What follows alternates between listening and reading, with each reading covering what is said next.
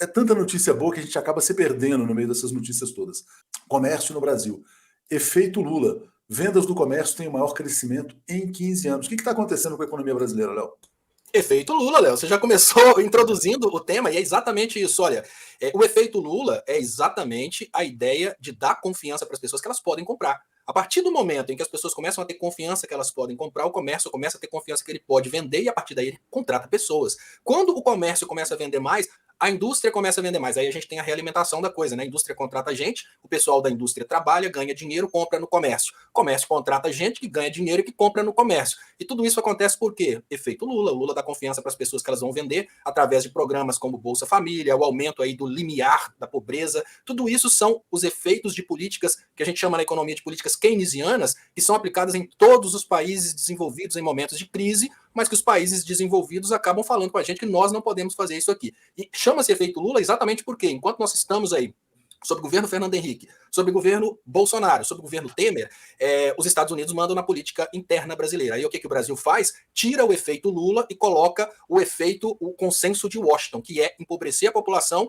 fazer o Brasil ficar rural. Volta o Lula, tanto o primeiro mandato quanto esse terceiro mandato agora, o Lula começa a aplicar as medidas de colocar todo mundo na produção através de colocar todo mundo na economia. E, obviamente, no momento em que está todo mundo consumindo, todo mundo produzindo, claro que o comércio vai vender mais. Se o comércio vai vender mais, Léo, a indústria vai produzir mais. Se a indústria vai produzir mais, os funcionários da indústria serão mais. E aí, uma coisa vai realimentando a outra, a economia vai só bombando. Efeito Lula.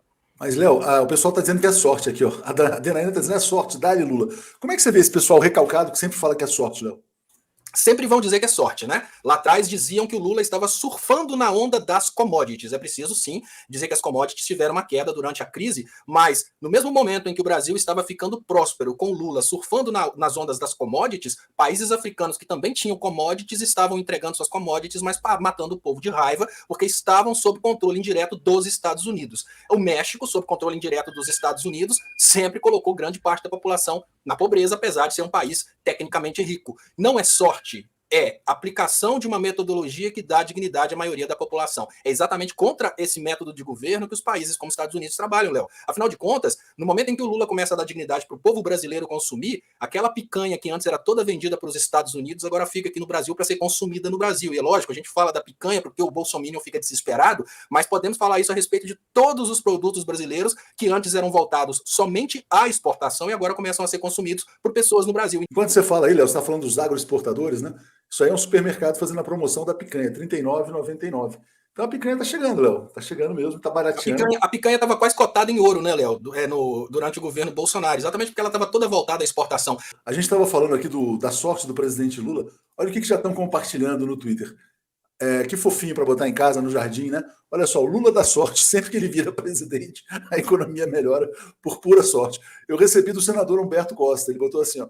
Você recebeu o Lula da sorte. Repasse para garantir 4 anos de muito trabalho e prosperidade no Brasil. Mandar aqui um abraço para o senador Humberto Costa e dizer que eu já repassei o Lula da sorte no meu Twitter também. Vou repassar para os meus contatos para que todo mundo tenha muita sorte nos próximos 4 anos, Léo. É isso aí, Léo. A melhor forma de tentar argumentar contra quem não quer admitir que votou errado, né? Porque nesse momento está todo mundo gostando muito do que o Lula está fazendo. É difícil as pessoas terem coragem de falar isso tendo votado no Bolsonaro.